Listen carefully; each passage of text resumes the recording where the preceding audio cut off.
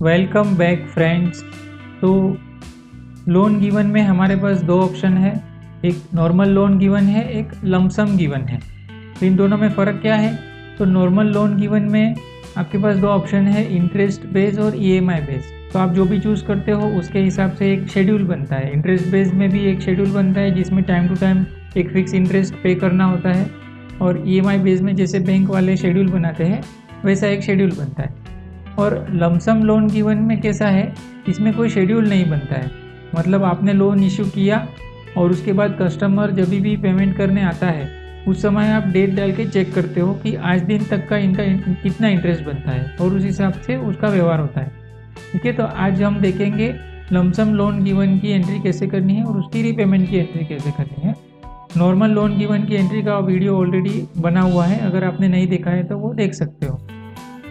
तो यहाँ पे एक सिस्टम जनरेटेड लोन नंबर है, यहाँ पे एक मैन्युअल नंबर है जिसमें आप आपके हिसाब से एंटर कर सकते हो। यहाँ पे कौन से डेट को आप लोन इशू कर रहे हो वो डेट सिलेक्ट करनी है। यहाँ पे कौन सी डेट से उनका इंटरेस्ट कैलकुलेशन चालू करना है वो आप दे सकते हो।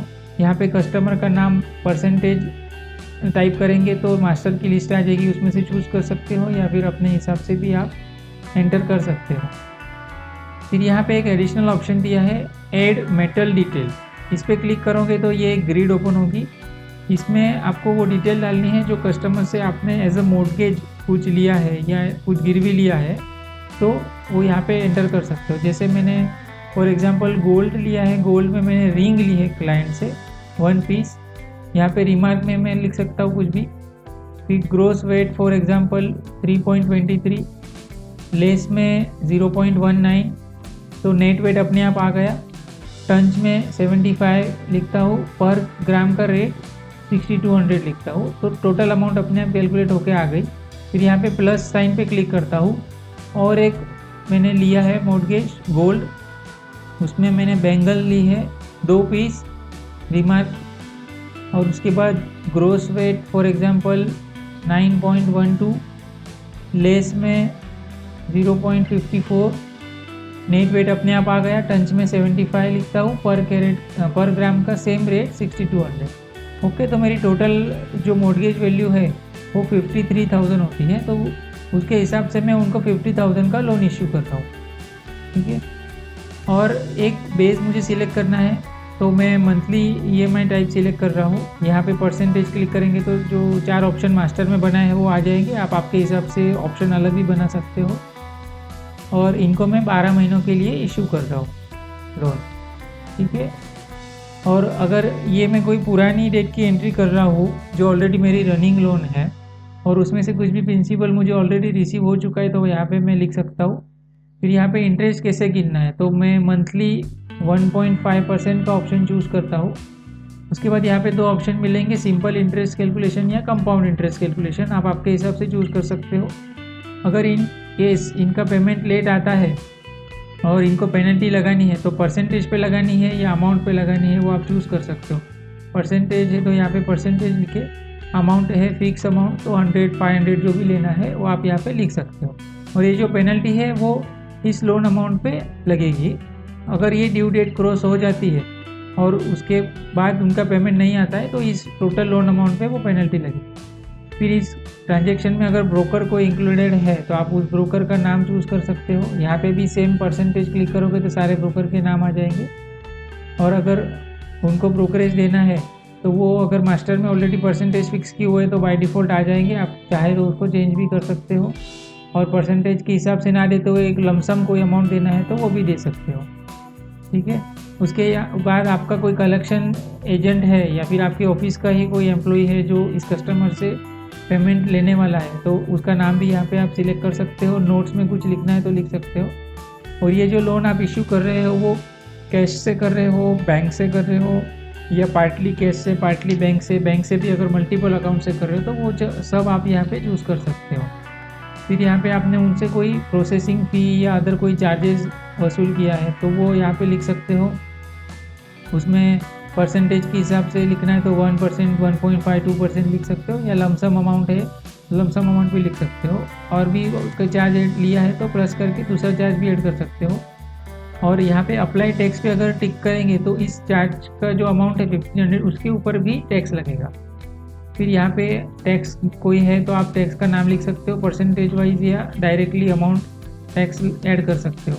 फिर बहुत सारी एंट्रीज है आपकी, एक साथ मल्टीपल एंट्रीज करनी है तो यहाँ पे एक्सेल अपलोड का भी ऑप्शन है, उस पर क्लिक करेंगे। यहाँ से सैम्पल फॉर्मेट डाउनलोड करके डेटा फिलअप करके यहाँ पे उसको अपलोड कर देना है, तो आपकी मल्टीपल एंट्रीज एक साथ हो जाएगी। फिर सबमिट बटन पे क्लिक करके एंट्री को सेव कर देना है। अब यहाँ पे हम देखते हैं लिस्ट। तो लिस्ट में क्या होता है, जितनी भी एंट्री आपने की है वो आपको यहाँ पे दिखेगी। फिर आपको उसमें कुछ एडिट करना है, डिलीट करना है तो यहाँ से कर सकते हो। यहाँ पे एडिट का बटन है, डिलीट का बटन है, और यहाँ पे आप फिल्टर भी कर सकते हो। कस्टमर के नाम वाइज फिल्टर करना है आपको, या फिर आपको ड्यू डेट वाइज फिल्टर करना है, जो भी फिल्टर करना है। लोन नंबर से सर्च करना है तो सर्च कर सकते हो। यहाँ पे भी एक सर्च का टेक्स्ट बॉक्स है, उसमें आप कुछ भी लिखोगे तो उस हिसाब से वो सर्च हो जाएगा। फिर ये रिसीव का एक शॉर्टकट है। यहाँ पे इस लोन का अगर आपको पेमेंट आता है तो यहाँ बटन पे क्लिक करके सीधा रिसीव की एंट्री के फॉर्म पे जा सकते हो।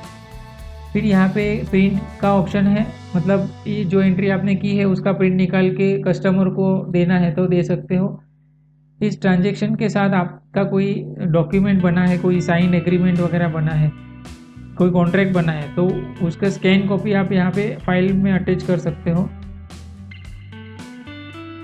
अगर आपको हिस्ट्री देखनी है कि इस एंट्री को किसने किया था, उसके बाद किसी ने इसको मॉडिफाई किया, कब किया, कौन से यूज़र ने, कौन सी डेट को, कौन से टाइम को, ये सब हिस्ट्री दिखेगी। उसके बाद हम लोग देखते हैं कि इस लोन का अगर पेमेंट आता है तो उसकी एंट्री कैसे करनी है। तो मेनू में जाएंगे, फाइनेंस में जाएंगे और लमसम रिसीव में जाएंगे। यहाँ पे एक system generated receipt voucher number है। फिर यहाँ पे एक मैनुअल नंबर है, आपके हिसाब से आप एंटर कर सकते हो। कौन सी डेट को पैसा आया वो डेट एंटर करनी है। यहाँ पे कस्टमर का नाम चूज़ करना है और सर्च बटन पे क्लिक करना है। तो उस कस्टमर की जितनी लमसम लोन गिवन की एंट्री है वो यहाँ पे दिखेगी। उस एंट्री के सामने मैं गो पे क्लिक करूँगा तो यहाँ पे जो मैंने डेट चूज़ की है उस डेट तक कितने दिन होते हैं, तो यहाँ पे 5 मंथ्स और 7 डेज होते हैं, और उसका इंटरेस्ट कितना बनता है वो यहाँ पे दिखाई देगा मुझे। अभी यहाँ पे वो टोटल कस्टमर कितना पेमेंट कर रहा है वो लिखना है, वो सिर्फ इंटरेस्ट का पेमेंट कर रहा है या इंटरेस्ट के साथ प्रिंसिपल भी पेमेंट कर रहा है, तो मैं यहाँ पे अमाउंट लिखूँगा। अगर वो ज़्यादा पेमेंट कर रहा है, इंटरेस्ट से ज़्यादा है, तो इसमें से इंटरेस्ट में कितना लेना है, प्रिंसिपल में कितना लेना है, आप चूज़ कर सकते हो। फॉर एग्जांपल यहाँ पे मैं 740 लिखता हूँ, तो बाकी का जो डिफरेंस है वो प्रिंसिपल अमाउंट में ऑटोमेटिक ऐड हो जाएगा।